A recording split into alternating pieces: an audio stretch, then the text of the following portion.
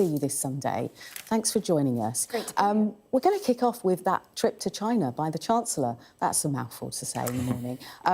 She's under huge pressure, and The Express, their headline, is Chancellor ushering in 70s-style economic chaos. Sasha. Yeah, so Rachel Reeves was in China over the end of last week, and at the same time, she's been facing loads of pressure here in the UK, looking at actually the cost of borrowing, has the headroom been wiped out? Are there going to have to be more spending cuts? And this story in The Express is accusing her of basically hiding in China, which I think is an interesting one, right? Because there's a real tension here. We had a David Lammy speech, the Foreign Secretary, talking about progressive realism last week, and this was meant to be a kind of foreign policy moment for Rachel Reeves, teeing up the relationship between the Treasury and the Foreign Office and saying, oh, we're going to look to China, we're going to have a new attitude to things, we're going to be pragmatic about things. And instead, it's kind of gone down quite badly. I mean, the timing, obviously the pound dropping, was a big issue. The trip totally overshadowed, really. You had the problem with the markets in the city last week. She was meant to be called to the House of Commons on Thursday. She sent her deputy, Darren Jones, and she then, some people said that she fled off to China. And then when she gets there, she signs a £600 million deal. And Tories this morning are saying that she was just basically going to China to get her begging bowl out because the UK economy is not doing very well. So she's come under a lot of pressure for going on this trip and seeing like that she's running away from the situation.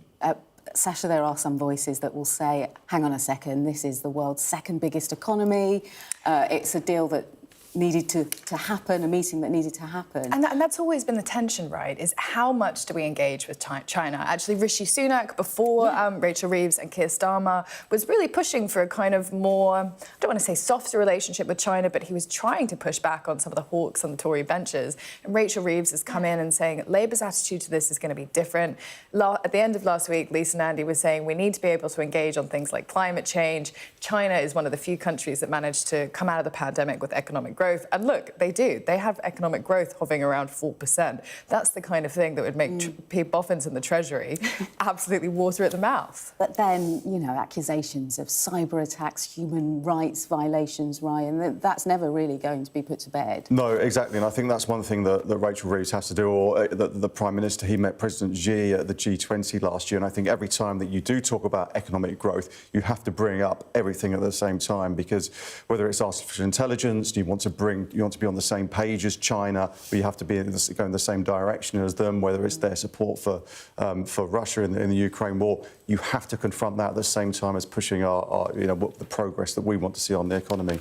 OK, Ryan, do take us through the Sunday Telegraph now. Reeves to wage war on waste as Labour critics circle. What's this all about? That's right. Now, you always know when a government's in trouble, when they, especially when it comes to money and the finances, when they talk about this war on waste, because there's always sort of money to be found down the back of the sofa when it comes to efficiencies. But actually, how much money can you actually find, and is it going to make a difference? Darren Jones, writing here in the Sunday Telegraph, he's Rachel Reeves's number 2, talking about challenge panels, these panels from the private sector to come in and actually to try and find some extra money and boost efficiencies within Whitehall. But it feels a little bit desperate, and as if they're sort of searching for a story to give to the Sunday newspapers when they know they've had a really, really tough week. So let's see what happens. Growth is the main thing that Rachel Reeves has been talking about, but if they're trying to find savings, they may need to look a little bit harder than here. Let's move on to... This is the Daily Mail, isn't it? And this is a slightly different take on the wildfires. And there's anger, isn't there, Sasha, over the entitled, quote-unquote, Hollywood stars who are alleged to sort of broke water-saving rules. So we've all seen the kind of really apocalyptic visions of Hollywood Hills on fire and things like that. And this story is a really interesting one, right? Because it's saying that a lot of celebs have been using more water than they're supposed to. So they're breaking these very strict water rules that they have in LA because of things like bushfires. So Kim Kardashian was using 232,000 more gallons than she was supposed to just to keep her garden green. Now, I don't know what the gardens look like these days, but this is the kind of thing where if you've just, there are a lot of celebrities who've lost their homes, and some part of this conversation has been about, should we feel sorry for them? I think, of course, we should. People who have lost their homes, who don't have insurance, are going to be looking at stories like this and thinking, you know what? You could have helped. You could have helped just that little bit, and instead you were too focused on your rose bushes or whatever, and our community went up in smoke. Yeah, there'll be loads of questions, won't there, about how people rebuild, insurance claims, Biden suggesting, actually, there may be some federal support for those people who need it. Let's move on to the Sunday Mirror. 9 jobs, Nigel Farage. Yes, leader of Reform. Spinning plates. Yes, no, exactly. He seems to have a lot of jobs, and he's got his Clacton constituency. I'm not sure how much time he gets to spend there, but they've worked out. The Sunday Mirror have worked out that he's earned less than 571,000 in less than 6 months, doing all sorts of extra jobs.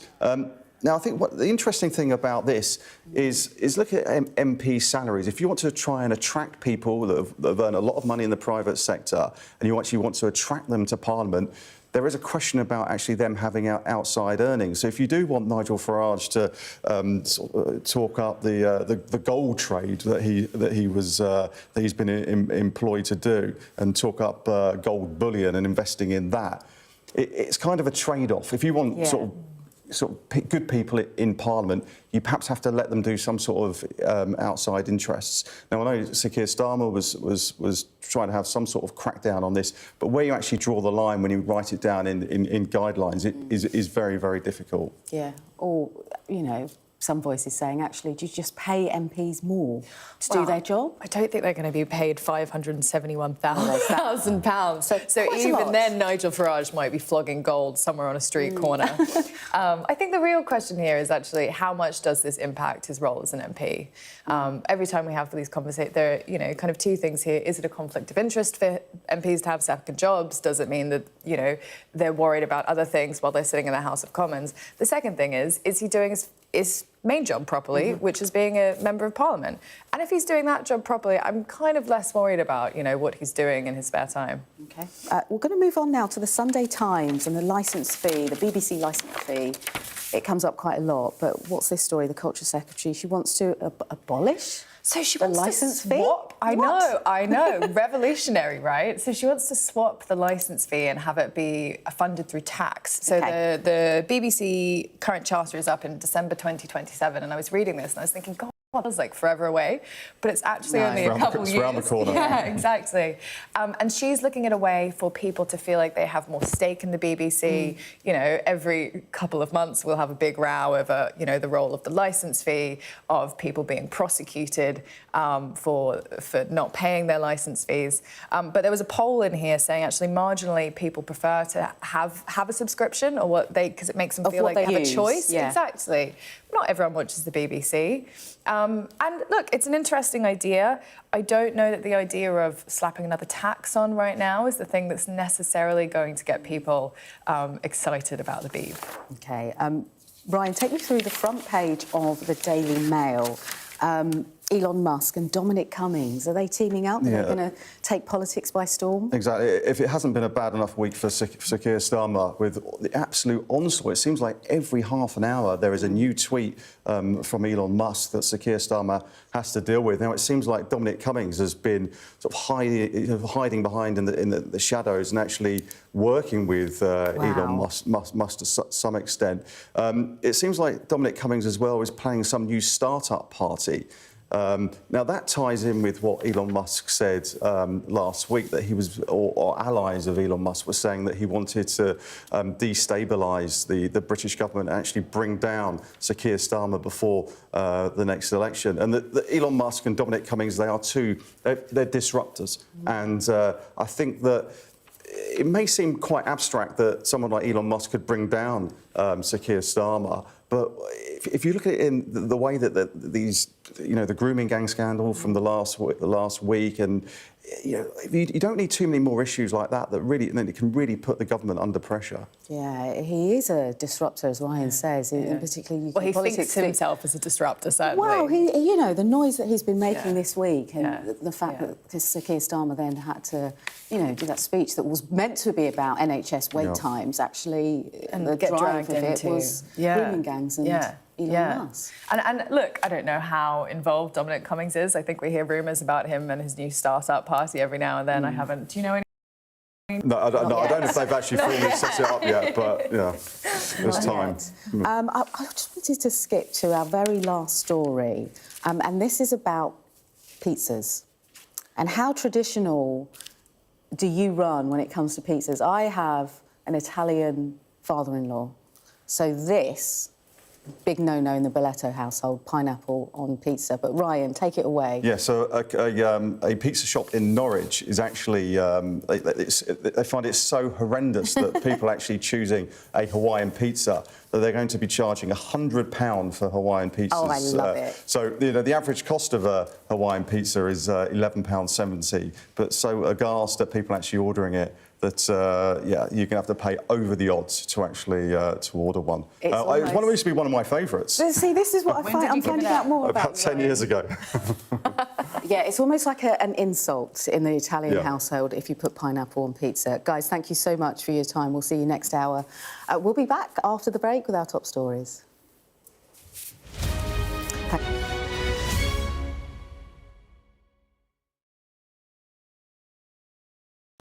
Weeknights on Sky News. This is your chance.